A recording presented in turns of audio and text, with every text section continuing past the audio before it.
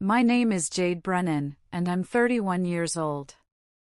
What happened at my sister's mountain house didn't just destroy our family, it exposed a criminal who'd been setting me up to take the fall for months.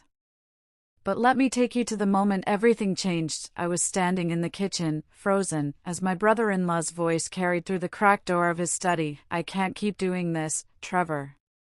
Watching her family treat her like she's nothing. Like she doesn't matter." "Who are you talking about?" his friend asked through the phone. "Jade. She's brilliant. Talented. She's built something real, something meaningful, and they act like she's a failure because it doesn't look like what they want." There was a pause, and then Ryan said the words that would shatter everything. "Natalie doesn't deserve her. Doesn't deserve Jade's loyalty, her kindness, the way she keeps showing up even though they treat her like hired help." My wine glass slipped from my fingers, shattering on the hardwood floor. Ryan appeared in the doorway instantly, his face going pale when he saw me standing there. And in that moment, I knew we both knew that nothing would ever be the same. But what I didn't know, what I wouldn't discover for 3 more days, my sister had been committing fraud for 18 months. And she'd been planning to frame me for her crimes. Welcome back to Revenge with Alice. If you're new here, this channel is dedicated to sharing real stories about betrayal, justice, and the strength it takes to stand up for yourself when the people who should love you most become your greatest enemies. To my subscribers, thank you. Truly. You're the reason I can keep bringing these stories to light. Your comments, your shares, your support means everything. We're building something special here, a community of people who refuse to stay silent, who understand that sometimes the hardest battles are with the people closest to us. Before we begin today's story, I want to say a quick prayer for each of you. May you find courage when you feel weak. May you recognize your worth even when others try to diminish it. May you have the wisdom to know when to fight and when to walk away. May doors open for you that no one can shut, and may the people who truly see you and love you for who you are cross your path exactly when you need them most. May you have peace in your heart, clarity in your mind, and the strength to choose yourself when choosing yourself is the hardest thing to do. Amen. Now, let's get into this story. And trust me, you'll want to hear every word of what happened next. The drive from Charlotte to Asheville took 4 hours, and every mile felt like driving toward a storm I couldn't avoid. My hands gripped the steering wheel of my Tesla, the one my family didn't know I owned, and I tried to prepare myself for the weekend ahead. Natalie's promotion party. Another celebration of my younger sister's perfect life. My phone buzzed in the cup holder. A text from my mother, Diane. "Don't forget to bring something nice for the party. And please try to dress appropriately this time. Natalie's colleagues will be there." I glanced down at my outfit, designer jeans and a cashmere sweater that cost more than my mother's monthly grocery budget. Not that she knew that. To her, I was still the struggling photographer who couldn't hold down a real job. The irony would be funny if it didn't hurt so much. My phone buzzed again. This time, my father Mitchell. "Looking forward to seeing you, kiddo. How's the job search going?" I didn't respond to either message. What was the point? By the time I pulled up to Natalie's house, a stunning craftsman-style showcase tucked into the Blue Ridge Mountains, the sun was setting, painting everything in shades of amber and gold. The house was exactly what my sister had always wanted: exposed timber beams, a wraparound porch, and enough space to host the elaborate parties she loved throwing. Ryan had bought it for her 2 years ago, right after their wedding. My brother-in-law came from old money. His family's tobacco fortune had transitioned into real estate development decades ago. Natalie had wasted no time making sure everyone knew she'd married well. I grabbed the expensive champagne from my passenger seat, Dom Perignon, because even if they didn't see my success, I could still show up with class, and walked to the front door. Diane opened it before I could knock. "Jade. You made it." "Not, I'm so glad you're here." Not "we've missed you." Just acknowledgement of my arrival, like I was a package that had finally been delivered. "Hi, Mom. You look nice." She smoothed down her dress, something expensive that Natalie had probably picked out for her. "Well, it's a special occasion. Your sister worked very hard for this promotion." Unlike me, I heard in the silence that followed. I stepped into the foyer, and my eyes immediately went to the photo wall. Natalie's engagement photos, professionally shot with Ryan looking at her like she was the only woman in the world. Their wedding 200 guests, covered in Southern Living magazine. Christmas cards featuring the two of them in coordinating outfits. Not a single photo included me. "Jade!" My father's voice boomed from the living room. He appeared in the doorway, beer in hand, his face already flushed from drinking. "There's my girl. Come here," at least Dad tried. Even if his trying usually came with questions that reminded me of everything I supposedly wasn't. I hugged him, and he patted my back. "How's everything going? Still doing the photography thing?" "Yeah, Dad. Still doing the photography thing." That's great, that's great. You know, if you ever need help with your resume, I know some people who are hiring. Real companies, you know. Benefits, retirement plans." I forced a smile. "I'll keep that in mind." "Jade!" Natalie's voice rang out from upstairs, and I looked up to see her descending like a queen approaching her subjects. She wore a cream silk dress that probably cost $3,000, her blonde hair perfectly styled, her makeup flawless. My sister was beautiful, the kind of beautiful that made people turn their heads and want to give her things. She'd always been the golden child. The favorite. The one who did everything right. Or so everyone thought. "I'm so glad you could make it to our little gathering." She air-kissed both my cheeks, her French perfume, something expensive and cloying, making my eyes water. "Wouldn't miss it," I said, handing her the champagne. She glanced at the label and her eyebrows rose slightly. "Dom Perignon? Wow, Jade. That's really generous of you." "I didn't know you could afford," she stopped herself, "but the damage was done." "I mean, thank you. This is lovely." My mother jumped in quickly. "How thoughtful. Though you really shouldn't be spending money on expensive wine when you're still getting established." "I'm doing fine, Mom." "Of course you are, sweetheart. We just worry about you, that's all." She patted my arm like I was a child who'd drawn a particularly nice crayon picture. Before I could respond, Ryan appeared in the kitchen doorway. And just like every time I saw him, something in my chest tightened. My brother-in-law wasn't classically handsome. His nose had been broken playing rugby in college, leaving a slight crook that should have been a flaw but somehow made him more interesting. His jaw was strong, maybe too strong, and his dark hair was always slightly too long, like he couldn't be bothered with regular haircuts. But his eyes deep blue, like the ocean before a storm, those eyes actually looked at you. They saw you. Not through you, not past you, but you, Jade.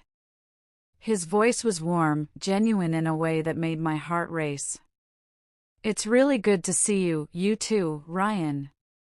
Our eyes held for just a moment too long. I saw something flicker there, recognition, longing, something I didn't dare name before Natalie slid between us, her hand snaking around his waist with practiced possessiveness. "Isn't he the best?" She looked up at Ryan with adoring eyes. "He's been working on the house all week, planning this party, and he still made time to pick up my dry cleaning this afternoon. I don't know what I'd do without him." There was something in the way she said it. A casual cruelty I'd learned to recognize over the years. She was reminding him and me that he belonged to her. That he was hers to command. I watched Ryan's jaw tighten almost imperceptibly. "Can I get you something to drink?" he asked me, gently extracting himself from Natalie's grip. "White wine would be great." "I'll get it," Natalie said quickly. "You should stay here with Dad and his brother. They want to talk to you about the deck project." Ryan's eyes met mine briefly, an apology written there, before he nodded and headed toward the living room where voices were rising in debate about college football. Natalie led me to the kitchen, chattering about the party, about her promotion, about how excited she was that some of her most important contacts would be there. "Rebecca Song is coming. She's the creative director at that tech startup everyone's talking about. And James Whitfield, he owns some hotel chain. Thomas Green from that design magazine. Ryan invited them through his business connections." My stomach dropped. Rebecca Song. James Whitfield. Thomas Green. They were my clients. Rebecca's tech startup had hired me for a 6-month branding campaign. James's hotel chain, Meridian, was my biggest contract, a campaign worth more than most people made in 2 years. Thomas had featured my work in his magazine just 3 months ago. "That's great," I managed.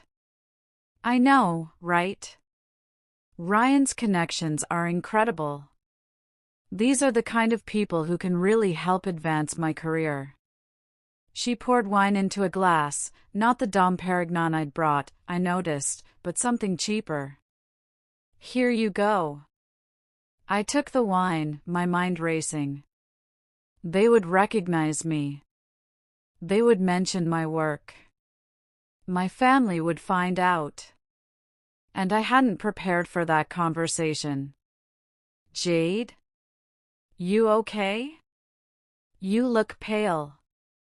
"I'm fine. Just tired from the drive." "Well, go mingle. People are starting to arrive. Just try not to monopolize conversations, okay?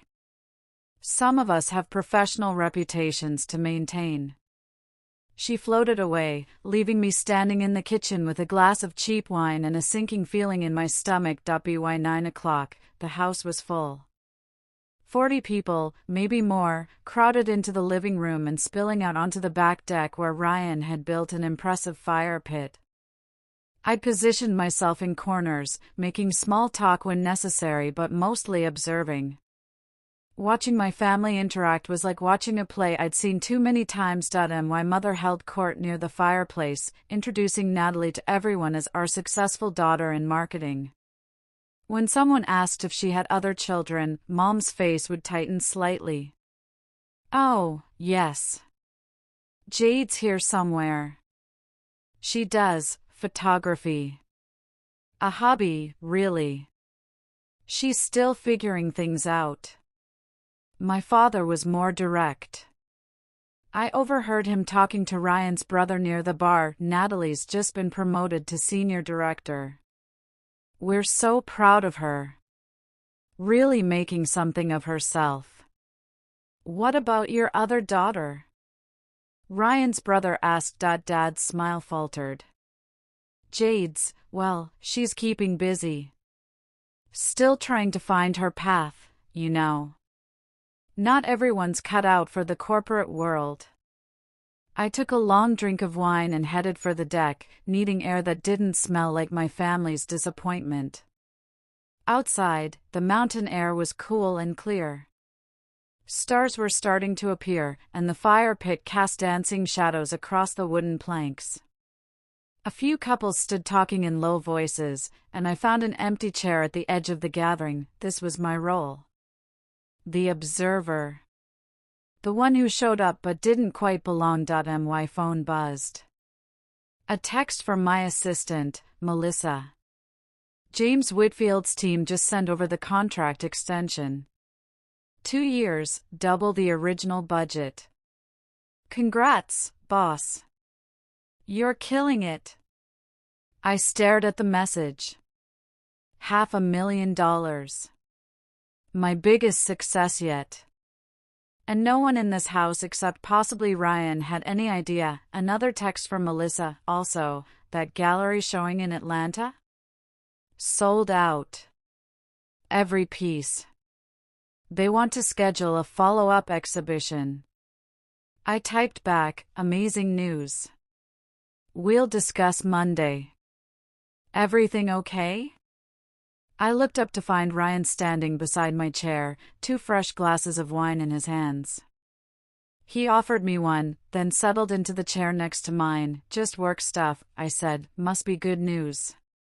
You're smiling. I hadn't realized I was. Yeah. Good news. We sat in comfortable silence for a moment, watching the fire. This was dangerous, being alone with him, feeling this pull that I'd been fighting for 2 years. Your family doesn't know, do they? He asked quietly. Know what? About your success. About who you really are. I looked at him sharply. What do you mean? But before he could answer, Natalie's voice cut through the night. Ryan! Where are you? I need you to meet someone. He stood reluctantly. We should talk later. There are things you should know. Then he was gone, swallowed back into the party, leaving me with more questions than answers. By 10 o'clock, most of the early guests had left. The serious partygoers remained, about 20 people scattered between the deck and the living room. I'd escaped to the kitchen for a refill, grateful for a moment of quiet. The kitchen was a showpiece: marble countertops, professional-grade appliances, a wine fridge that probably cost more than my first car. Everything was pristine, perfect, carefully curated, just like Natalie's entire life. I was pouring wine when I heard Ryan's voice from the study just off the kitchen. The door was cracked about 6 inches, and his silhouette was visible against the window, phone pressed to his ear. I can't keep doing this, Trevor. His voice was low, strained with an emotion I couldn't immediately identify. Pain, maybe. Or frustration. I should have walked away. Should have given him privacy, but something in his tone made me freeze. No, you don't understand. Jade is, he paused, running his hand through his hair in a gesture I'd seen before when he was upset. She's brilliant. Talented. She's built something real, something meaningful, and they act like she's a failure because it doesn't look like what they want. My heart started pounding. He was talking about me. I set down the wine bottle carefully, moving closer to the door without making a sound. The Meridian campaign? Ryan continued. That's her. Jade landed that contract. 6 months, worth more than most people make in 2 years. And tonight, her mother asked if she was still between jobs. Asked her. Right to her face. His voice cracked slightly on the last words. It makes me sick, Trevor. Watching them diminish her. Watching Natalie treat her like she's nothing more than help. Someone to clean up messes and be grateful for scraps. There was a long pause as Trevor responded, words I couldn't hear. Natalie doesn't deserve her, Ryan said, and each word felt like a hammer blow. Doesn't deserve Jade's loyalty, her kindness, the way she keeps showing up even though they treat her like she's invisible. Jade is. He stopped abruptly, and when he spoke again, his voice was barely above a whisper. She's everything I thought Natalie was. Everything I wanted Natalie to be. Oh God, I know what you're going to say, Ryan continued. But it's not that simple. I can't just, he broke off, listening. Because I made vows, Trevor. Because despite everything, I thought I could make this work. I thought if I loved her enough, Natalie would become the person I believed she was when we met. Another long silence. And because admitting I have feelings for her sister would destroy what's left of this family. Even if Jade, he stopped abruptly. No. She doesn't. She shouldn't. I'm married to Natalie, and that's the end of it. The wineglass slipped from my fingers. It fell in slow motion, or maybe that's just how I remember it. The crystal hit the hardwood floor and exploded, sending glass shards skittering across the wood and red wine splashing like blood across the pristine floorboards. The sound was deafening in the quiet kitchen. Ryan appeared in the doorway instantly, phone still in his hand, his face draining of color when he saw me standing there surrounded by broken glass and spilled wine. Jade, just my name. But the way he said it, like a confession, like a prayer, like an apology. My voice sounded strange, distant, like it belonged to someone else. I was getting more wine. I'll clean this up. Don't. He moved toward me, bare feet carefully navigating around the glass. Don't move. You'll cut yourself. He reached me in 3 strides, his hand catching my elbow to steady me. The touch sent electricity racing through my entire body, hot and dangerous and utterly wrong. I looked up into those blue eyes and saw everything there. The longing. The guilt. The barely restrained desire that mirrored exactly what I'd been suppressing for 2 solid years. How much did you hear? His voice was rough, barely controlled. Enough. We stood there, inches apart, the broken glass glittering between us like a physical manifestation of everything that was about to shatter. I could smell his cologne cedar and something clean, masculine. I could feel the heat radiating from his body. Every nerve ending in my body was screaming at me to step closer, to close the distance, to stop pretending I hadn't been drawn to this man since the moment Natalie had introduced us at their engagement party 2 years ago. Jade. Don't. I pulled away, wrapping my arms around myself like I could hold all the broken pieces together through sheer will. You don't have to explain. You don't owe me anything. That's where you're wrong. His voice was rough with emotion. I owe you honesty, even if it's too late. Especially if it's too late. You're married to my sister. I know, this conversation can't happen. I know that too. But neither of us moved. The air between us felt charged, like the moment before lightning strikes when the atmosphere holds its breath. I could hear laughter from the deck, my sister's voice rising above the others, bright and carefree, completely oblivious to the bomb about to detonate in her perfect life. What happens next? Comment below if you think Jade and Ryan are wrong for having these feelings, or if you think sometimes the heart wants what it wants regardless of consequences. Don't forget to subscribe and hit that notification bell. The Meridian campaign, I said finally, my voice steadier than I felt. How did you know? A slight smile touched Ryan's lips, though his eyes remained intense. I have a friend who works in commercial photography. He mentioned this incredibly talented photographer who'd landed the campaign, showed me some of your work. I recognized your style immediately. You've seen my work, Jade. I've followed your career since the day we met. Your website, your Instagram, every article that's mentioned you. I know about the gallery showing in Atlanta. The commission from that tech startup in Austin. The spread in that design magazine last spring. He took a step closer, and I could see his pulse beating in his throat. I know because I couldn't stop myself from looking. From being proud of you when your own family couldn't be bothered to notice. Tears burned behind my eyes. Why didn't you say anything? Because it wasn't my place. Because you deserved to tell them yourself. Because, he stopped, jaw clenching. Because I couldn't trust myself around you if we started talking about real things. The words hung between us, heavy with everything we couldn't say. Ryan, where's the broom? Natalie's voice cut through the moment like a blade. Someone said they heard glass break. Oh. She appeared in the kitchen doorway, taking in the scene with narrowed eyes. Me standing in the middle of broken crystal. Ryan barefoot, too close, his hand still half extended toward me. The spilled wine spreading across the floor in a dark pool. What happened here? I dropped my wine glass, I said quickly, forcing my voice to stay level. I'm so sorry, Nat. I'll replace it, it's fine. They're just Target glasses anyway.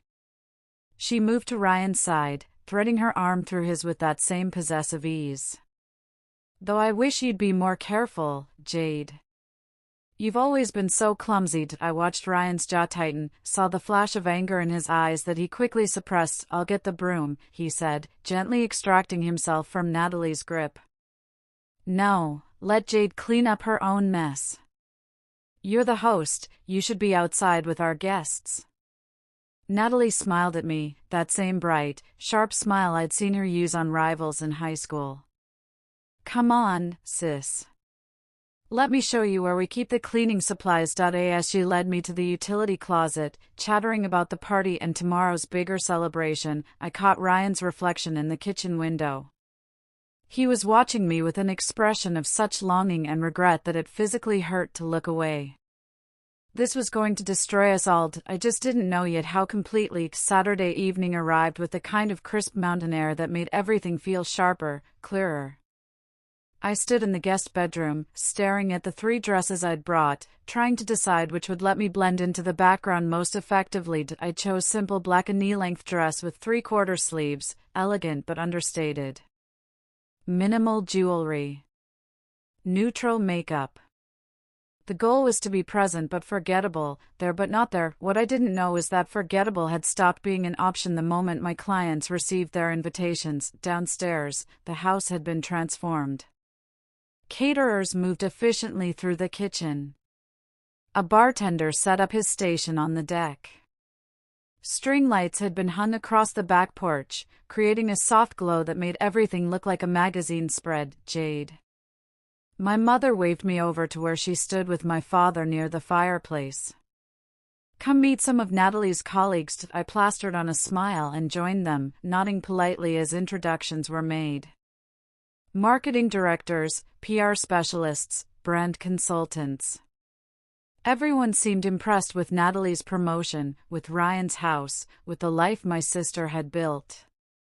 No one asked what I did. I'd become expert at being the sister who simply was, present but unremarked upon. By 7 o'clock, the house was full. I'd counted at least 40 guests, maybe more.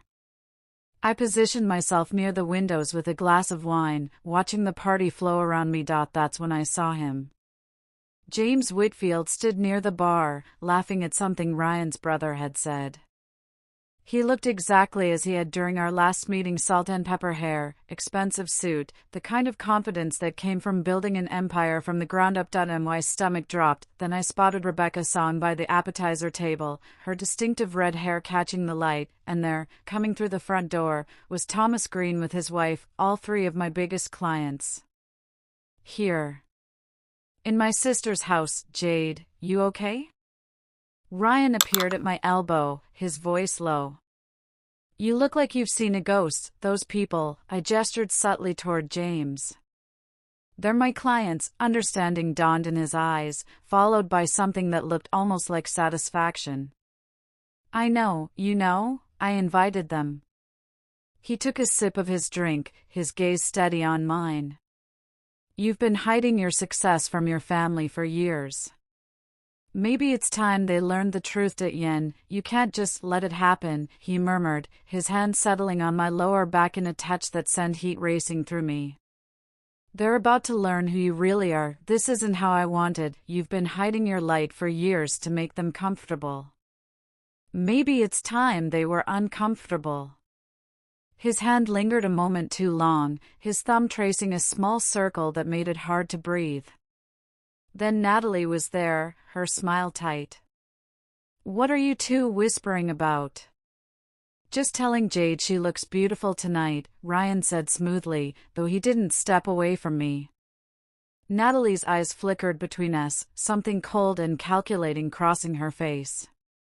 Well, she certainly tried. Come on, babe, there are people I need you to meet. As she pulled Ryan away, I caught his glance back at me, an apology, a promise, something I didn't dare name. I was considering escape routes when it happened. James Whitfield spotted my father near the bar and made his way over, hand extended. I watched from across the room, unable to move, as they shook hands. Mitchell Brennan? James Whitfield. Great to finally meet you in person.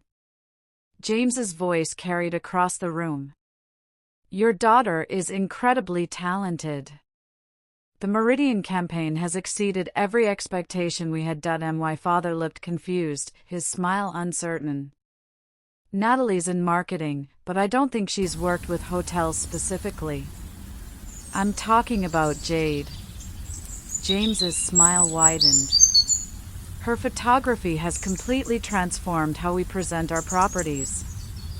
We're already discussing expanding the contract to cover all our international locations.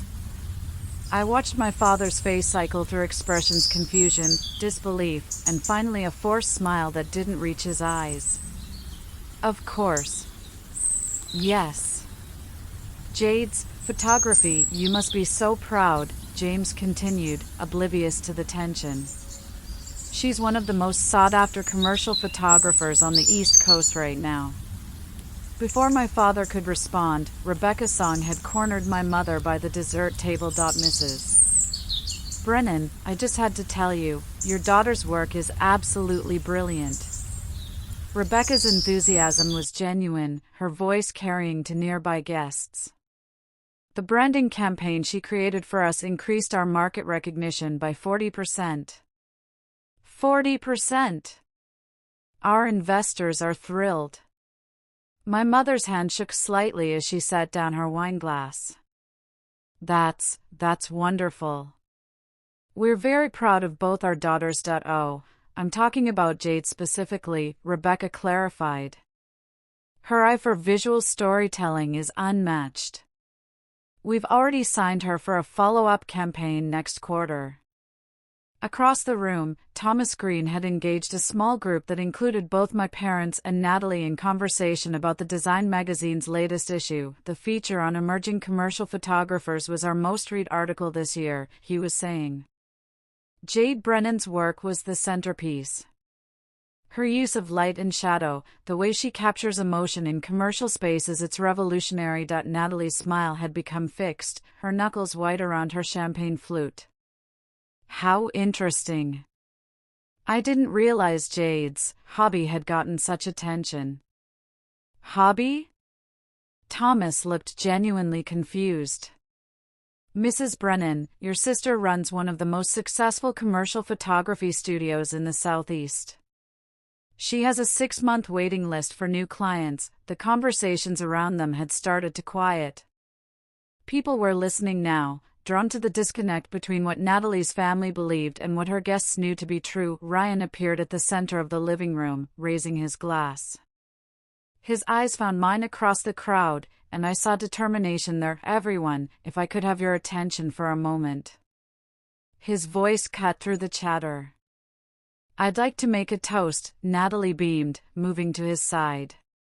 This was it, the moment where he'd celebrate her promotion, praise her success, cement her position as the golden child. Tonight, we're celebrating success, Ryan began. And I want to recognize someone who embodies everything I admire about true achievement: hard work, talent, humility, and grace under pressure. Natalie's smile grew wider.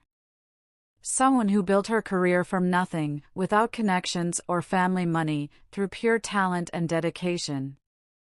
Someone whose work has been featured in national publications, whose clients include Fortune 500 companies, and whose artistic vision is changing her entire industry. I saw the moment Natalie realized he wasn't talking about her.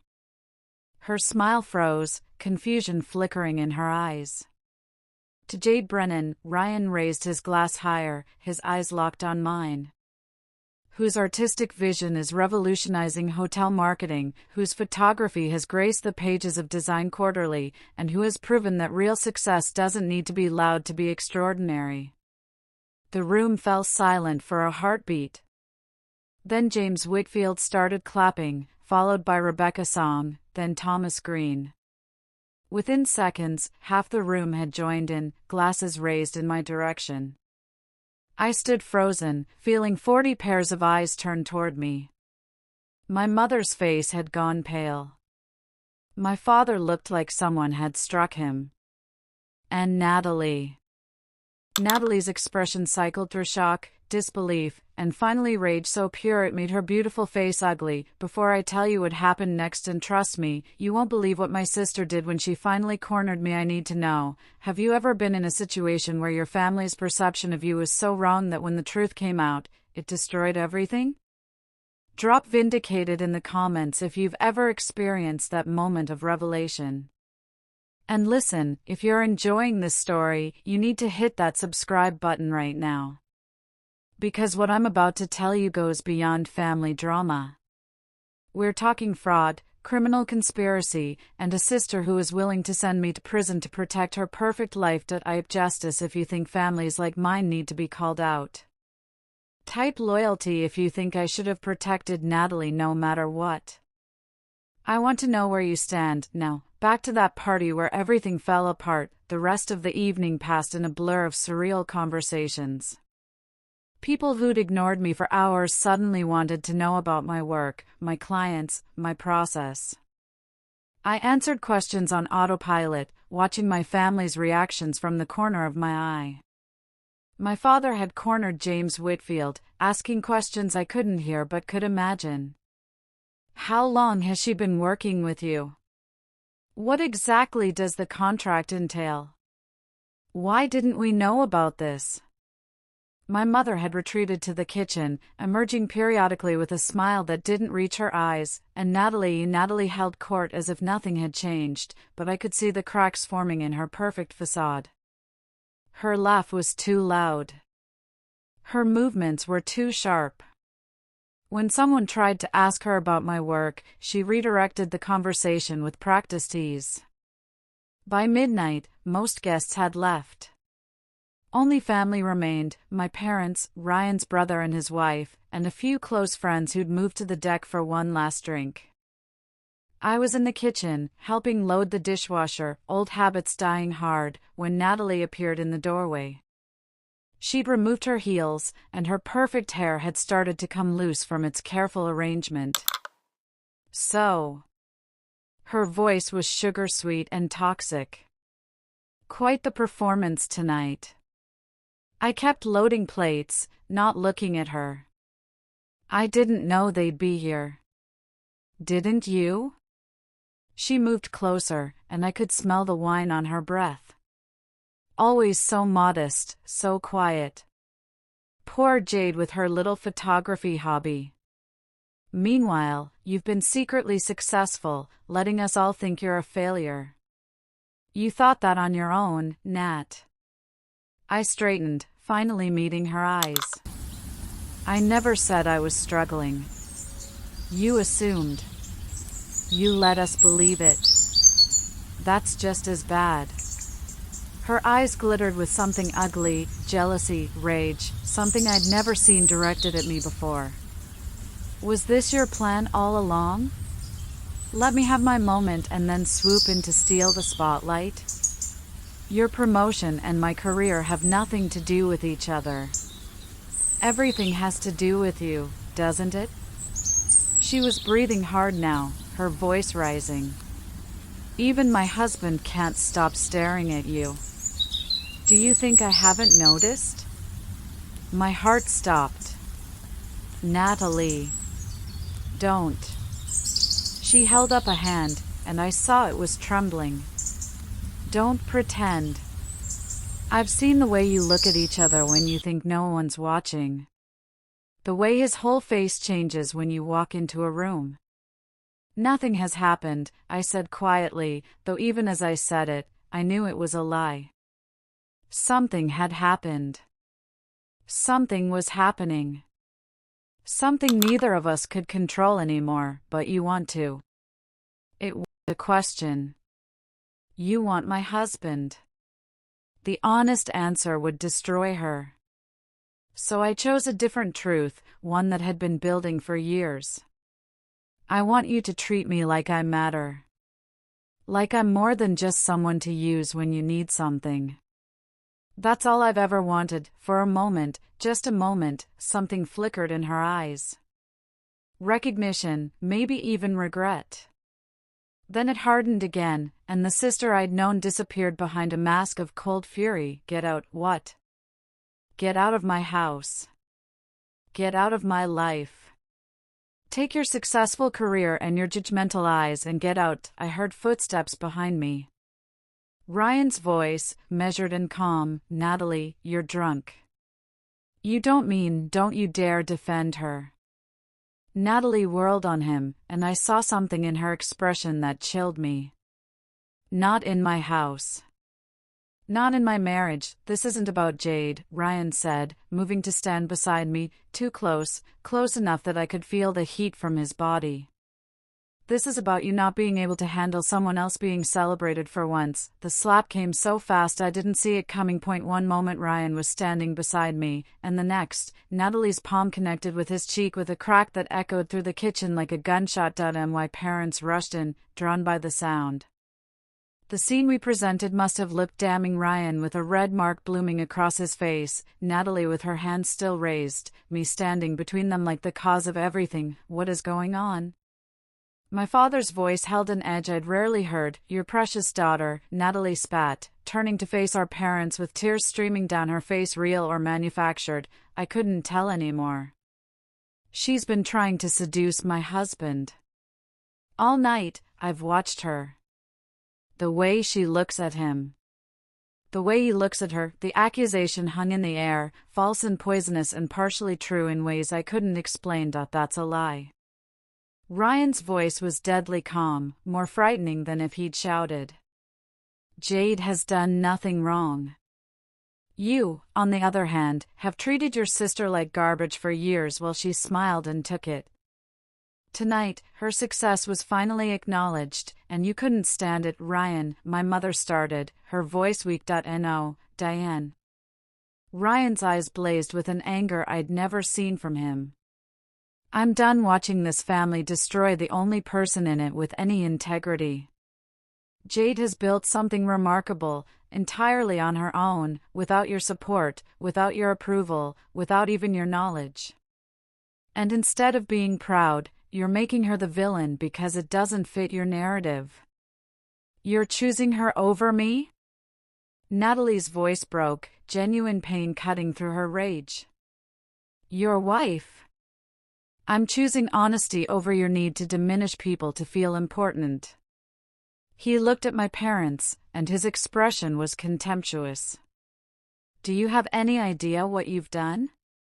You had a daughter who succeeded beyond your wildest dreams, and you were so busy propping up the one who fit your expectations that you never bothered to see her. How dare you, my father began. How dare I? Ryan's laugh was bitter. How dare you?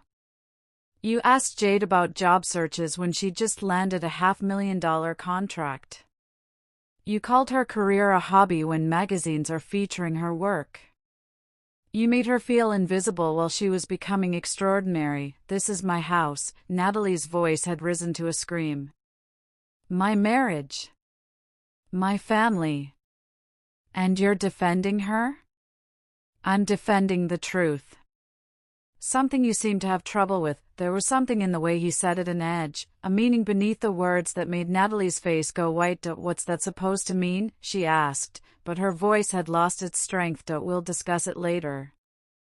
Ryan's jaw was tight. When you're sober. No. Natalie moved toward him, her movements sharp and aggressive. Say what you mean. You think I'm a liar? You think She lunged at me. I don't know if she meant to hit me or just push me, but Ryan stepped between us faster than I'd have thought possible. His hands caught her shoulders, holding her back, and suddenly we were all pressed together in that too small space. Natalie struggling against Ryan's grip, Ryan's body shielding mine, his face inches from mine as he tried to control the situation. "Natalie, stop," my father's voice. "Let go of me," Natalie shrieked, twisting in Ryan's arms. "You need to calm down," Ryan said, but his eyes were on mine, and I saw everything there: the longing, the regret, the desire, the guilt. My mother was crying. My father was trying to pull Natalie away. Ryan's brother had appeared in the doorway with his wife, both of them frozen in shock. And in the chaos of everyone shouting, everyone grabbing at each other, somehow Ryan and I ended up pressed against the counter, his body shielding mine, his face so close I could feel his breath on my lips. "I'm sorry," he whispered, and I didn't know if he was apologizing for what was happening or what was about to happen. "I'm so sorry." Then his lips were on mine. It lasted maybe 3 seconds, a kiss born of frustration and longing and years of suppressed want breaking free all at once. His hands framed my face, gentle despite the urgency, and I tasted wine and desperation and something that felt dangerously like coming home. His mouth was warm, firm, perfect. For 3 seconds, the world narrowed to just this, his lips on mine, his hands cradling my face like I was something precious, the way he made a small sound in the back of his throat that was part anguish, part relief. Then reality crashed back in. When we broke apart, Natalie was screaming, actual screaming, her voice cracking with rage and betrayal. My mother stood white-faced with shock, one hand pressed to her mouth. My father looked like he might have a stroke, his face purple with rage or disbelief or both. I saw it. Natalie shrieked. Everyone saw it. "She's trying to destroy my marriage." But I wasn't listening anymore. I was already moving, grabbing my purse from where I'd left it on the counter, my keys, my phone. "Jade, wait," Ryan's voice, desperate. I didn't wait. I ran, through the kitchen, through the foyer, out the front door and into the mountain night. Behind me, chaos erupted. Natalie's accusations, Ryan calling my name, my mother's crying, voices overlapping in anger and confusion. I fumbled with my car keys, hands shaking so badly I could barely get the key in the ignition. The Tesla roared to life, and I was backing out of the driveway before anyone could follow, before anyone could stop me, before I had to see the destruction we'd caused. The drive back to Charlotte was a blur of tears and darkness and self-recrimination. What had we done? What had I done? My phone started buzzing almost immediately. Text after text, call after call. I didn't look. Couldn't look. I just drove, mile after mile, trying to put distance between myself and the wreckage of my family. By the time I reached my apartment at 3 a.m, I had 47 missed calls. 17 from Natalie. 15 from my mother. 8 from my father. 7 from Ryan. I deleted all the voicemails without listening. Turned off my phone. Locked my door. And finally let myself fall apart. What I didn't know, what I wouldn't discover for 3 more days, was that the real betrayal wasn't the kiss. It was what Ryan had been investigating for 18 months. What he'd been building a case to expose. What my sister had done that would send her to prison, and I had no idea that I was supposed to take the fall for all of it. Drop Team Jade in the comments if you think she's the victim here, or Team Natalie if you think Jade crossed a line she can't come back from. We're talking fraud, embezzlement, fabricated evidence, and a sister who is ready to destroy me to save herself. Subscribe and turn on notifications. You do not want to miss what happens next. Day 1, the morning after. Sunday morning came with harsh sunlight streaming through my bedroom windows. I'd forgotten to close the blinds before collapsing into bed at 4 a.m, and now the brightness felt like punishment. My phone sat on the nightstand where I'd left it, still powered off. I stared at it for a long moment, not ready to face whatever messages waited on the other side of that black screen. Instead, I forced myself through the motions of normalcy. Shower. Coffee. Pretend that kissing my brother-in-law hadn't just destroyed everything. The hot water did nothing to wash away the memory of Ryan's lips on mine. The coffee tasted like ash. And normal was a country I no longer had citizenship to. By 9 o'clock, I couldn't avoid it anymore. I needed to check my email for work, which meant turning on my phone. The moment it powered up, notifications flooded in like a dam breaking. Messages, voicemails, missed calls, dozens of them. I watched the screen light up over and over, each buzz another reminder of the chaos I'd left behind. I ignored them all. Went straight to my email. 23 new messages. Most were work-related, clients confirming meetings, my assistant Melissa asking about scheduling, routine business that felt foreign in the wake of everything else, but 3 emails made my breath catch. The first was from Meridian Hotels, marked urgent. Ms. Brennan, we need to discuss some concerns that have been brought to our attention regarding your professional conduct.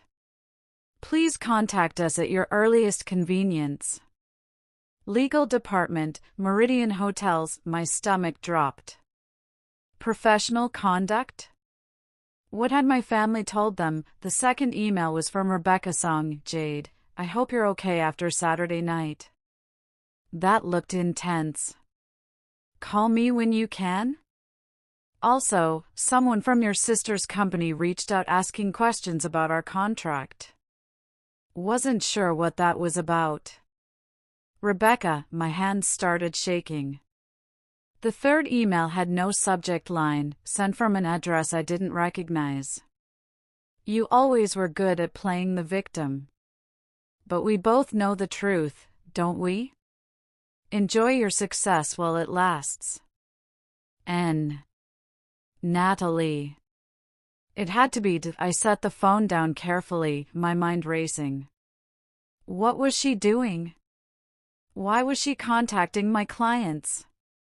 A text came through, the buzz making me jump. But this one wasn't from family. It was from Ryan. Please let me explain. There's something you need to know about Natalie. Something I've been investigating. Call me. I stared at the message for a full minute. Investigating? What did that mean? I should delete it. Block his number. Pretend none of this had happened. Instead, I found myself typing, I can't talk to you right now. His response came immediately, I understand. But Jade, she's dangerous. More than you know. Please be careful. Dangerous? Natalie was dramatic, jealous, vindictive. But dangerous? Before I could respond, my work phone rang. The number showed it was James Whitfield's office. Hello? Ms. Brennan? This is Patricia from Mr. Whitfield's office. He'd like to meet with you tomorrow at 10 regarding the contract extension. Will that work with your schedule? Tomorrow. Monday.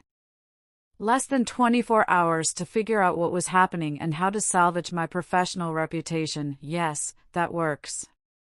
Should I prepare anything specific? A pause. Mr. Whitfield will explain when you arrive.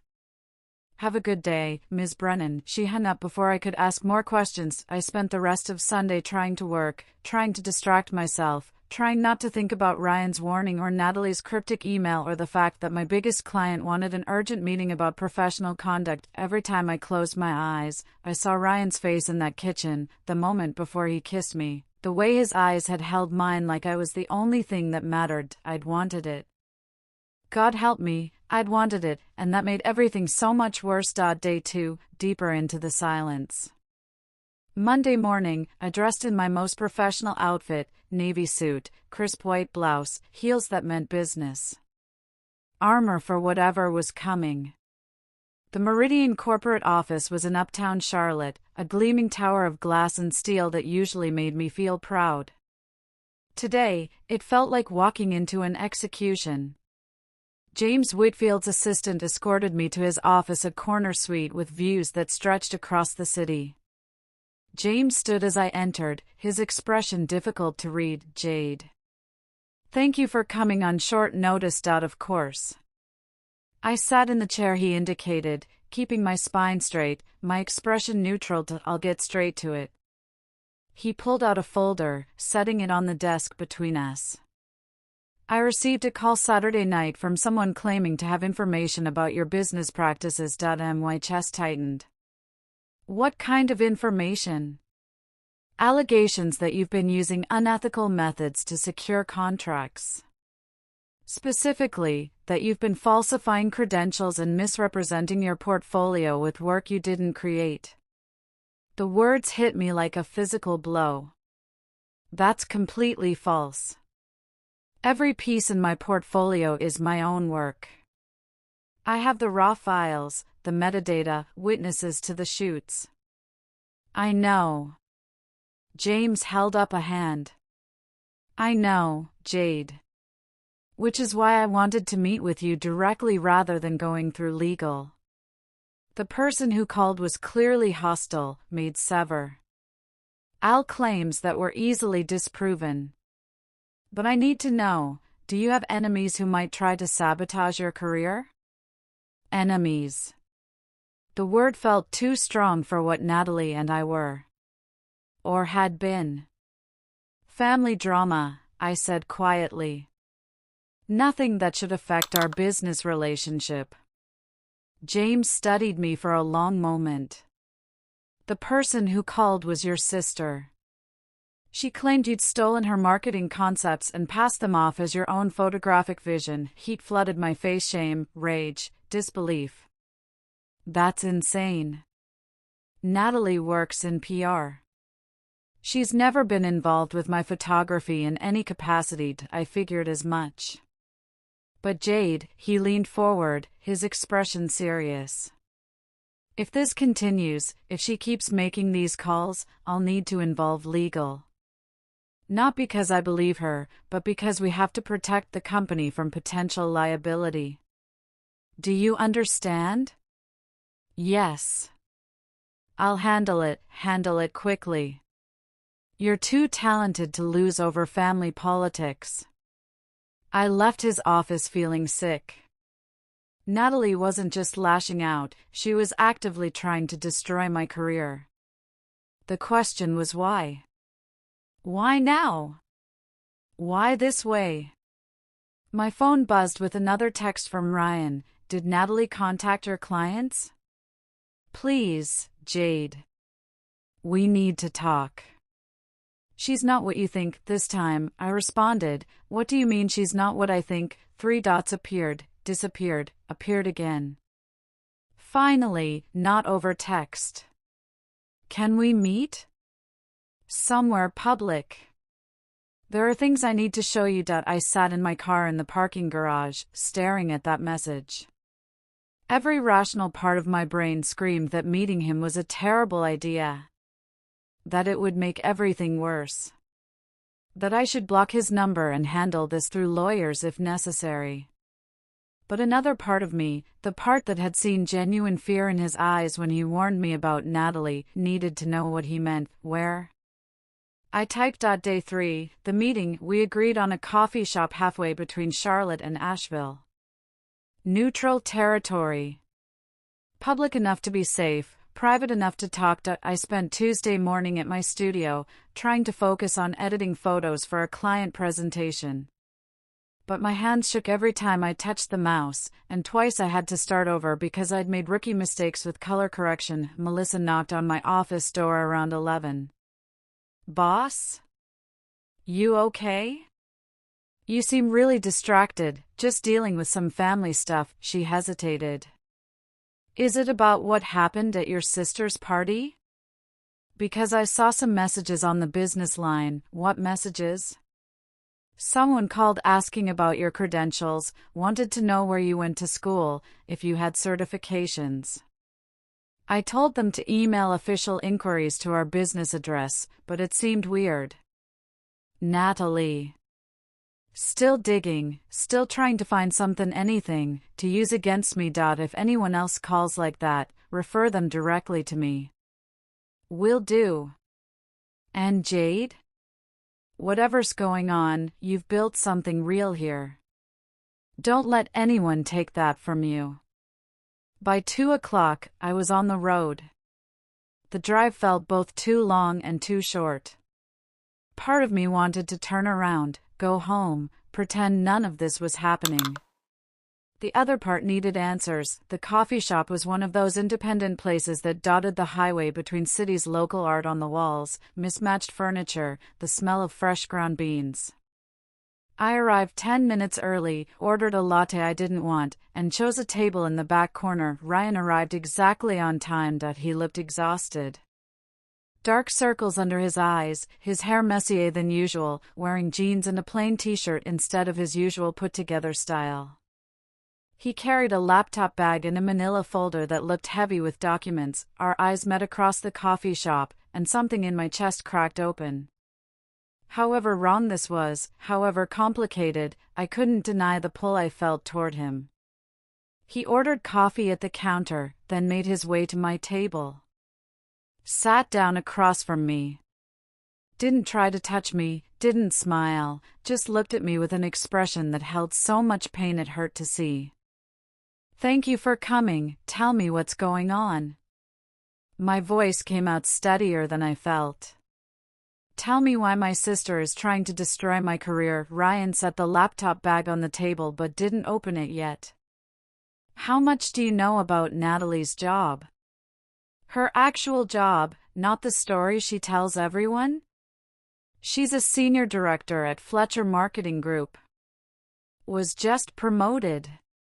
Or, I stopped, remembering something Ryan had said Saturday night. Was she? You implied something about her promotion being fake. It's not fake exactly.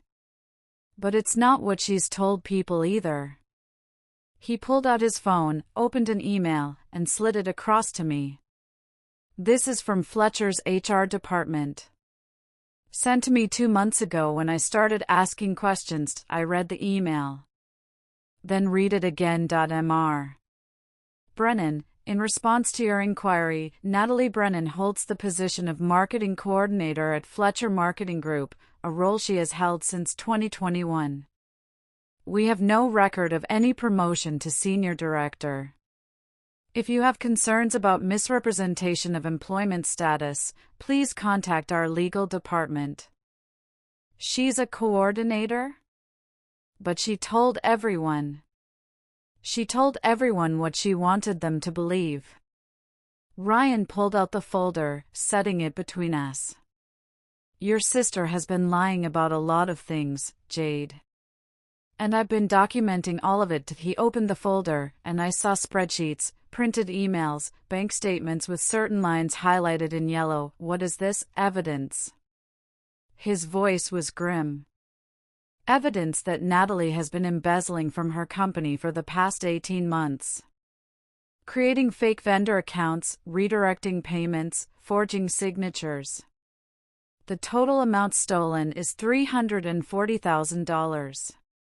The coffee shop seemed to tilt. That's impossible. Natalie wouldn't, Natalie did. He turned the laptop toward me, opened a file. I started noticing discrepancies about 6 months after we got married. Bills that didn't make sense. Expenses that seemed inflated. At first, I thought it was just poor budgeting. But then I found this. He showed me a bank statement for an account in Natalie's name. The deposits were huge, $20,000 here, $15,000 there. All marked as consulting fees from companies I didn't recognize. Those companies don't exist, Ryan said quietly. She created them. Fake vendor accounts at Fletcher Marketing. She'd submit invoices for services that were never rendered, approve the payments herself, and deposit the money into this account. How did she approve her own invoices? She forged her supervisor's signature. Copied it perfectly. By the time anyone noticed, she'd already redirected the payments to. I stared at the numbers, trying to make sense of it. The house. The car. All those expensive clothes bought with stolen money. The down payment on the house? I didn't pay for it. She did. With money she embezzled. Ryan's hands were clenched on the table. I found out about 3 months ago. I've been building this case, documenting everything, because I needed to be absolutely certain before I destroyed her. Why didn't you just turn her in? Because she's my wife. Because I thought. He stopped, jaw working. I thought if I had enough evidence, I could force her to return the money, get help, maybe avoid prison. I thought I could save her from herself. But you can't. No.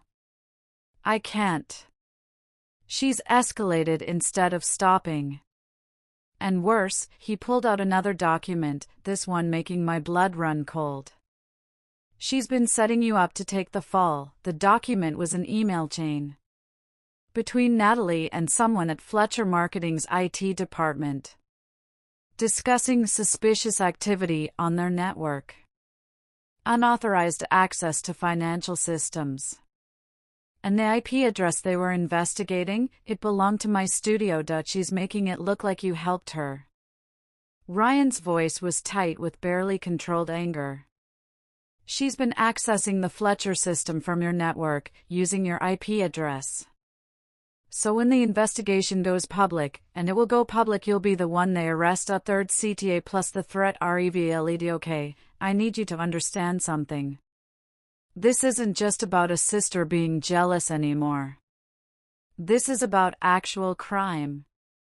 Fraud. Embezzlement.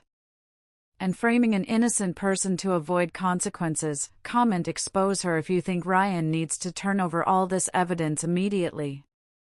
Comment family first if you think blood should protect blood no matter what, because what I'm about to tell you, the choice I had to make, it's going to divide you.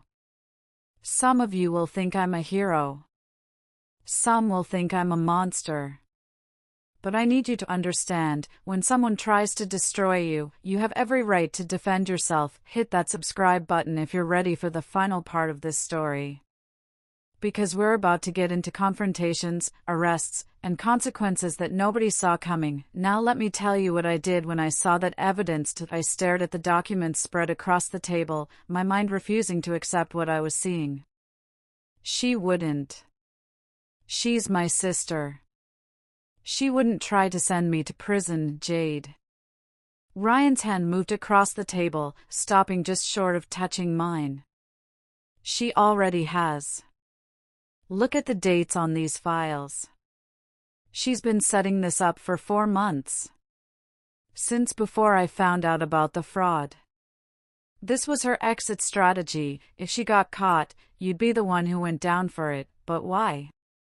Why me specifically? Because you're the invisible one. The one nobody pays attention to. The one who's supposed to be struggling and desperate. His voice broke slightly. She thought no one would question it if you were the one caught stealing. Who would believe the failed photographer over the successful marketing director, except I wasn't a failed photographer. I'd built something real, something she couldn't destroy with lies and manipulation. How do I prove I didn't do this? The digital forensics will show the access came from your network but not your devices. But by the time they finish that investigation, the damage to your reputation will be done. Ryan pulled out one more document. This one looked official, with a law firm's letterhead at the top. I've been working with my attorney. He's reviewed all the evidence. We can prove Natalie committed the fraud. We can prove she's been framing you. But if we move forward with this, she goes to prison. Your sister will be arrested, prosecuted, convicted. And your family, he stopped, looking at me with something close to anguish. Your family will blame you for it. Thought about my mother's face when she learned the truth. My father's disappointment. The narrative they'd create, that I'd been so jealous of Natalie's success that I'd fabricated evidence to destroy her. They'd never believe me. Not really. Not when believing Natalie was easier, more protected, but you become the sister who sent her to prison. I nodded slowly. And option 2? Option 2, we confront her first. Give her a chance to confess, return the money, maybe get a plea deal that avoids prison time. It's risky. She might run, destroy evidence, escalate her campaign against you. But it gives her one last chance to make this right. I looked at the evidence spread between us. Months of Ryan's careful documentation. Proof of crimes that would cost my sister everything. There's a third option, I said slowly. What? I walk away. Let her get caught on her own.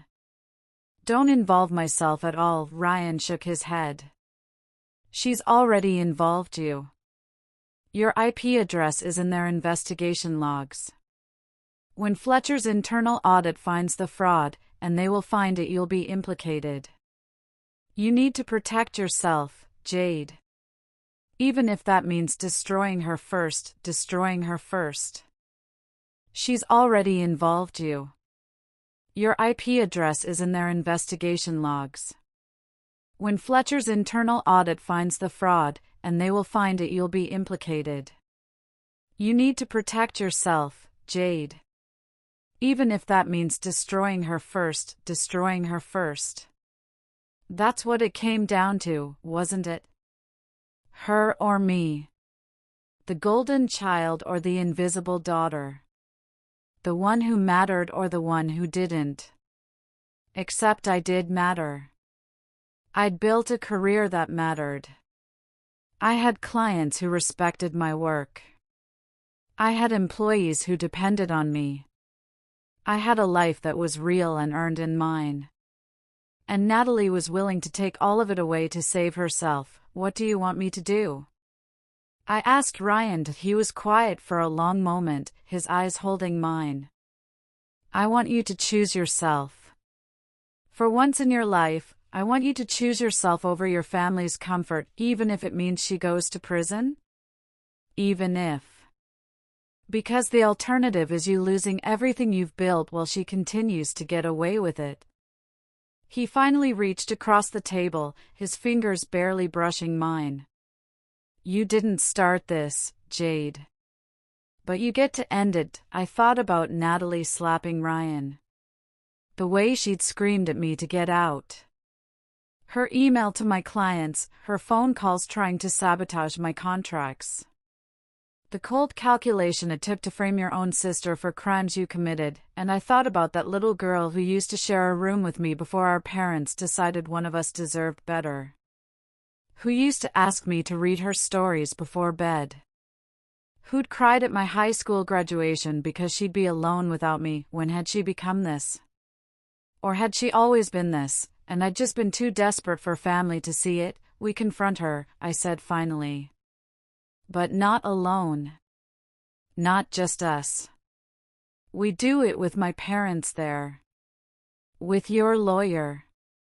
With everything documented. We give her one chance to confess and make restitution. One chance to choose honesty over self-preservation, and if she doesn't take it, then we turn over everything to the police.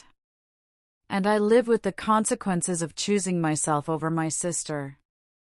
Ryan's fingers curled around mine, the first time we'd really touched since that kiss. For what it's worth, I think you're incredibly brave. I don't feel brave.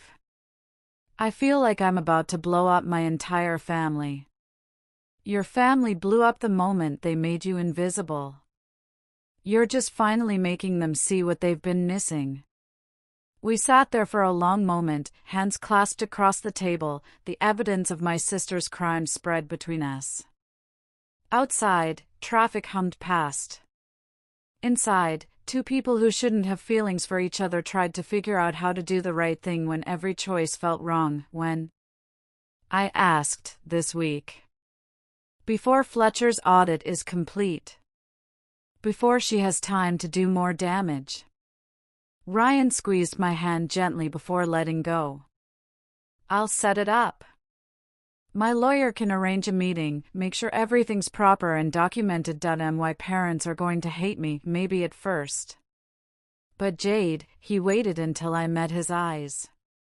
You didn't do this. You didn't steal. You didn't lie. You didn't frame anyone. All you're doing is protecting yourself from someone who is willing to destroy you. I nodded, but the weight in my chest didn't ease. Because protecting yourself from family, from blood, that's a betrayal that doesn't wash away, no matter how justified. I should go, I said, starting to gather my things. Jade, Ryan's voice stopped me. About Saturday night. About the kiss. I don't. I held up a hand. We can't talk about that. Not now. Not while you're still married. Not while all of this is happening, but after? I looked at him, really looked at him. This man who'd seen my worth when my own family couldn't. Who'd documented evidence to protect me. Who'd put himself between me and Natalie's violence. Who'd kissed me like I was the answer to a question he'd been asking his whole life. After, we figure out if what's between us is real or just the result of all this chaos. But first, we deal with the chaos. He nodded, and I saw acceptance there. And hope. And something that looked dangerously like love. I drove back to Charlotte with my mind made up and my heart breaking. Because that's the thing about choosing yourself, sometimes it costs everything. Your family. Your past. The illusion that the people who raised you actually see you, but the alternative was worse. The alternative was letting Natalie destroy what I'd built, sending me to prison for her crimes, and continuing to be the invisible daughter who sacrificed herself to keep everyone else comfortable. I was done being invisible, even if being seen meant burning down everything I'd ever known. We're in the endgame now. Comment justice if you're ready to see Natalie face consequences. Comment mercy if you think family deserves one more chance. The confrontation, the arrest, and what happened when my perfect sister's world finally came crashing down. You need to be subscribed for this. Hit that notification bell. Thursday afternoon. 3 days after that coffee shop meeting with Ryan. 3 days of sleepless nights and careful planning. 3 days to prepare for the moment that would either save me or destroy what was left of my family. Ryan's attorney had arranged everything. The meeting would take place at my parents' house in Asheville, neutral ground, familiar territory, witnesses present. My mother and father had been told only that there was a serious family matter that required immediate attention. They thought it was about the kiss. About Ryan and me. About their daughter trying to steal her sister's husband. They had no idea what was really coming. I arrived at noon, my hand steady on the steering wheel despite the storm in my chest. Ryan's car was already there. So it was a silver sedan. I didn't recognize his attorney, probably. My mother opened the door before I could knock, her face tight with disapproval. Jade. I didn't think you'd have the nerve to show your face here. We need to talk, Mom. All of us. Is Natalie here? She's in the living room with your father. And before you go in there with whatever story you've concocted, it's not a story. I met her eyes, saw the disappointment there, the judgment. The same look I'd seen my entire life. Just listen. Please. Actually listen this time. I walked past her into the living room. My father stood by the fireplace, arms crossed. Natalie sat on the couch, Ryan as far from her as possible in the same room. A man in a suit, late 50s, briefcase on his lap, occupied the armchair. Natalie's eyes locked on mine, and I saw calculation there. Fear, maybe. Definitely angered. I'm not doing this, she said, standing. I'm not sitting here while she tries to justify what she did. Sit down, Natalie. Ryan's voice was cold. You're going to want to hear this. Don't tell me what to do. You're my husband, not hers. Sit down. Something in his tone made her sink back onto the couch. My parents exchanged glances, confusion replacing their earlier certainty. The attorney stood, extending his hand to my parents. Malcolm Richardson. I represent Ryan Brennan in several matters. Thank you for agreeing to this meeting.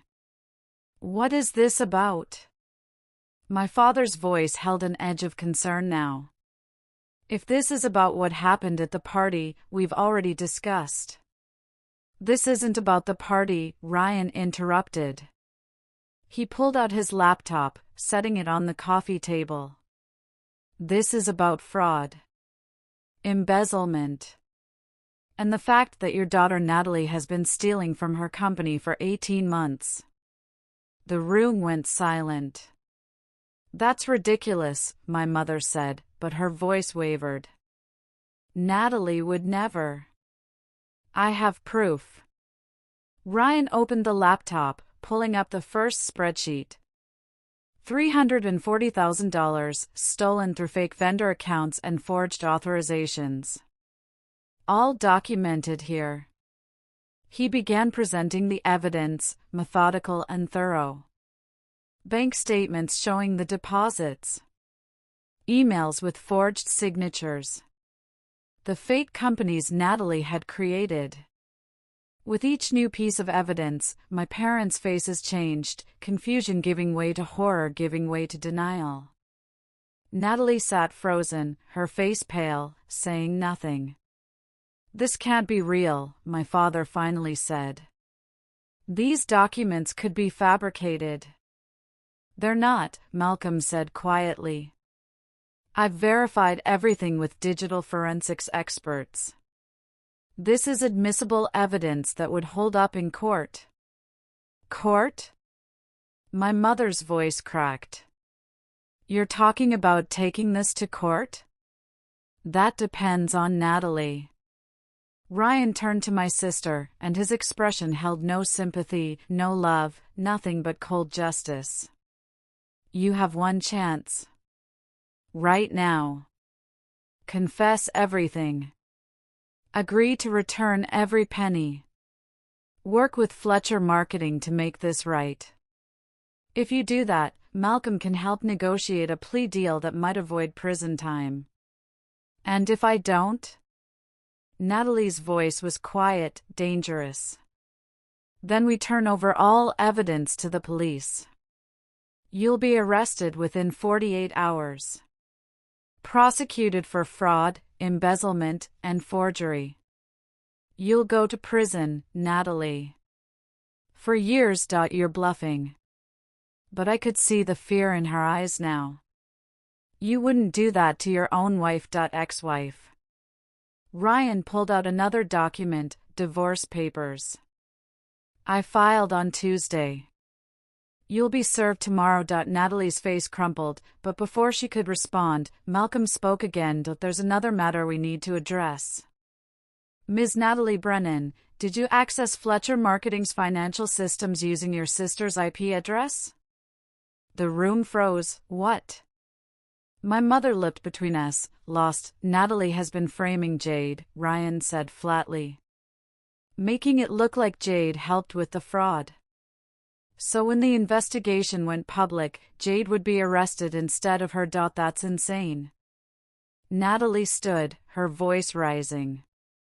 Why would I do that to my own sister? Because I was supposed to be the failure, I said quietly, speaking for the first time. The invisible one. The one nobody would defend. If I went to prison for your crimes, nobody would question it. Why would they? Poor Jade finally snapped, tried to steal her way to success, couldn't compete with her perfect sister any other way. The truth of it hung in the air, ugly and undeniable. My mother's hand went to her mouth. My father sank into a chair, looking like he might be sick. Natalie? Diane's voice was barely a whisper. Tell them it's not true. Tell them I didn't have a choice. Natalie's composure shattered. You don't understand what it's like, always competing with her.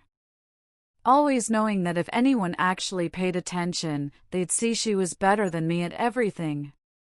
So you tried to send her to prison? My father's voice held disgust I'd never heard directed at Natalie before. I needed you to keep seeing me as the successful one. The one who mattered. Tears streamed down her face now. Do you know what it's like to know your parents only love you because they don't see your sister? That the minute Jade became visible, I'd disappear? The admission gutted me.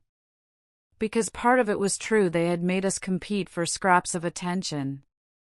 They had created a dynamic where only one of us could be valuable at a time, but that didn't excuse what she'd done. You were going to let me go to prison, I said softly. Your own sister, you always landed on your feet. You always figured it out. I needed this, Jade. I needed the house and the perfect life and the promotion that wasn't real because without it, I was nothing. Oh, you could have just told the truth, my mother said, crying now. You could have asked for help, when? When has anyone in this family asked me how I was really doing? When I was struggling at work, you told me to be more like Jade was when she was figuring things out. When I couldn't afford the wedding I wanted, you told me Ryan's money would solve everything. You created this, Mom. You and Dad. You made me believe I had to be perfect or I was worthless. Malcolm cleared his throat. Ms. Brennan, I need an answer. Will you confess and work with us to make restitution? Or do we proceed with criminal charges? Natalie looked around the room, at our parents, at Ryan, at me. I saw the moment she made her choice. Saw her face harden, her tears stop, her shoulders straightened. You're really going to do this? Destroy your own family? You destroyed it, Ryan said. When you stole. When you lied. When you tried to frame Jade. We're just dealing with the consequences. Then do what you have to do. Natalie grabbed her purse, heading for the door. But don't expect me to make this easy for you, Natalie. Wait, my father started to follow, but Malcolm held up a hand. Let her go. The evidence stands regardless of her cooperation. She just chose the hard way. My mother collapsed onto the couch, sobbing. My father stood frozen, looking older than I'd ever seen him. What happens now? He asked. Now we file the criminal complaint, Malcolm said. The police will investigate. Given the amount of evidence, they'll likely arrest her within the week. She'll be charged, arraigned, probably released on bail pending trial. And Jade? My mother looked at me, really looked at me, maybe for the first time. What happens to Jade? Jade is a victim in this, Malcolm explained. The digital forensics prove the access to her network came from devices she doesn't own, at times when she can be proven to be elsewhere. She's not just innocent, she's a target who needs protection. We didn't know, my father said hoarsely. Jade, we didn't know what Natalie was doing. You have to believe, you didn't know because you didn't ask. My voice was steady despite the tears on my face. For years, you assumed I was failing because it was easier than seeing me succeed. You made me invisible because Natalie's light was brighter. Or you thought it was. We're sorry. My mother reached for my hand. We're so sorry.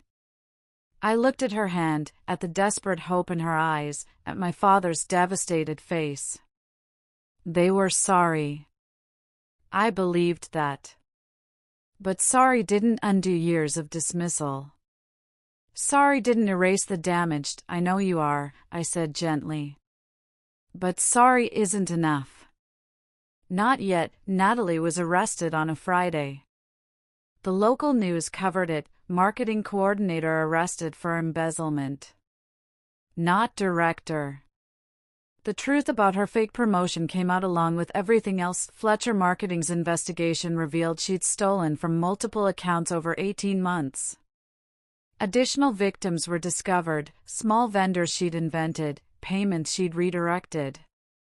The total climbed to $400,000. She pleaded guilty to avoid trial. 3 years in prison, eligible for parole after 18 months. Restitution of the full amount plus penalties. Her mugshot made the rounds on social media, shared by people who'd attended that party where my success had been revealed. The irony wasn't lost on anyone. My parents went to therapy, couples counseling, and individual sessions. Slow, painful work of understanding how they'd pitted their daughters against each other. How they'd created a family dynamic where one person's success required another's failure. My mother called me once a week now. Awkward conversations at first, both of us trying to find our way back to each other. She asked about my work. Actually listened to the answers. Tried to understand who I'd become in the years she hadn't been paying attention. My father sent me articles about photography he thought I'd find interesting. Small gestures, but they mattered. We were rebuilding. Slowly. With boundaries I'd never had before. I'll be your daughter, I'd told them after Natalie's sentencing. But I won't be invisible anymore. And I won't pretend the past didn't happen to make you comfortable. They'd agreed. They didn't have much choice. The divorce was finalized 2 months after Natalie's arrest. Ryan moved out of the house, couldn't stand to live in a place bought with stolen money and into a condo downtown. We didn't rush into anything. Couldn't, really. Too much history, too much complication, too much hurt to process, but we talked.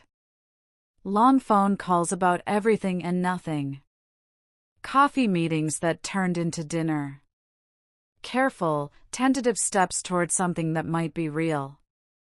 I won't be the person who goes straight from wife to sister, he'd said early on. We need to do this right. If we do it at all. I agree. But Ryan, I'd met his eyes across the table at our favorite coffee shop. When you're ready, when we're both ready, I want to try. To see if what's between us is real. It's real, he'd said softly. I've known it was real since the moment I met you. But real doesn't mean easy. And I need time to not be married before I can be with you. For months after the divorce, he asked me to dinner. Not coffee. Not lunch. Dinner. This is a date, he said when he picked me up. I'm taking you on a date. If that's okay. It's more than okay. We took it slow. Dates without sleepovers. Building a foundation based on honesty instead of stolen moments and forbidden feelings. Learning each other without the weight of Natalie between us. It wasn't perfect. Sometimes the guilt crept in the knowledge that we'd started this while he was married, even if nothing physical happened until after. Sometimes I wondered if loving him made me complicit in destroying my sister's life. But then I'd remember, I didn't destroy Natalie's life. She did that herself. All I did was refuse to let her destroy mine. During all the chaos, my career exploded. The gallery showing in Atlanta sold out. Meridian extended my contract to 2 years, doubled the budget. I was featured in Photography Today magazine. Hired 3 new photographers to handle the increased workload, opened my own studio, a beautiful space in uptown Charlotte with my name on the door in gold letters, Jade Brennan Photography, not invisible. Not a failure. Not the sister who couldn't compete, just me. My name. My work. My success. The irony was that all the drama had actually helped my career. The story got out, not all of it, but enough. Photographer frames sister became sister frames photographer. Public opinion swung in my direction fast. My website traffic tripled. Interview requests poured in. Clients who wanted to work with a woman who'd stood up to family corruption and won, I turned most of them down. My success wasn't a story to capitalize on. It was just, mine.so here's what I learned from all of this, and I need you to hear me, your worth is not determined by who sees it. Your success doesn't require permission from people who should have supported you anyway. And choosing yourself, protecting yourself from people who would destroy you is not betrayal. It's survival. If you think Jade made the right choice, comment justice served. If you think she should have protected her sister no matter what, comment family first. I want to know where you stand. This channel is about real stories with real consequences. If you've been invisible in your own family, if you've had to choose between protecting yourself and keeping the peace, you're not alone. That subscribe button connects you to a community that understands. Before I wrap this up, what would you have done? At what point would you have spoken up? Let me know in the comments. Your story might be exactly what someone else needs to hear. I visited Natalie in prison once. 6 months into her sentence, she looked smaller somehow, her blonde hair pulled back without product, wearing the plain clothes they provided. No designer labels. No mask of perfection. Why did you come? She asked, sitting across from me in the visiting room. I'm not sure. Maybe for closure. Maybe to see if there's anything left of the sister I used to know. She's gone. If she ever existed. Natalie's smile was bitter. I've had a lot of time to think about who I became. Who I always was, and you were right. They made us compete for scraps of attention, and I decided that meant I had to destroy you to matter. But Jade, her voice cracked. Even after everything, you're the one who showed up. Not mom, not dad. I needed to see you. To know if, I stopped, searching for words. To know if there's anything worth saving. I don't know if there is. I don't know if I deserve saving. Maybe that's not for me to decide. I stood to leave. I hope you figure out who you want to be when you get out. Someone real this time. Wait. She reached out, stopped just short of touching my hand. I'm sorry. For all of it. I know sorry doesn't fix anything, but I need you to know I'm sorry. I looked at her for a long moment. Saw genuine remorse there. Saw the beginning of something that might eventually be accountability. I know, I said. I know you are. I left the prison lighter than I'd arrived. Not because I'd forgiven her, forgiveness would take time, might never fully come. But because I'd seen her finally face the truth. And that was something. Now, 1 year after that party where everything fell apart, I'm sitting in my studio editing photos from a shoot in Barcelona. Ryan's making dinner in my apartment kitchen. We moved in together last month. My parents are coming for Sunday brunch, a new tradition we're building. Life isn't perfect. Some days I still feel guilty about what happened to Natalie. Some days I wonder if I could have done anything differently, but then I look around at the life I've built, the career I created, the relationship with Ryan that's real and honest, the boundaries with my family that protect my peace, and I know one thing for certain: being invisible almost destroyed me. Being seen, truly seen, saved me. Sometimes the person who sees you is the last person who should. Sometimes fate has a twisted sense of humor about these things. I don't know if Ryan and I will last forever. But I know I'll never be invisible again, and neither should you. Your family doesn't own your narrative. Your success doesn't need their permission. And choosing yourself when everyone expects you to sacrifice yourself? That's not selfish. That's survival, remember that. Until next time, this is Alice, reminding you that revenge isn't always about destroying your enemies. Sometimes it's about building a life so authentic, so successful, so completely yours that their opinion doesn't matter anymore. Stay strong. Stay visible. And never let anyone make you small to make themselves comfortable. Thank you for being part of this journey. If this story touched you, share it with someone who needs to hear it. Subscribe for more stories about people who chose themselves when choosing themselves was the hardest thing to do. What's your story? I read every comment. Tell me about a time you had to choose between family loyalty and self-preservation. Your words might save someone else. See you in the next video. And remember, you deserve to be seen.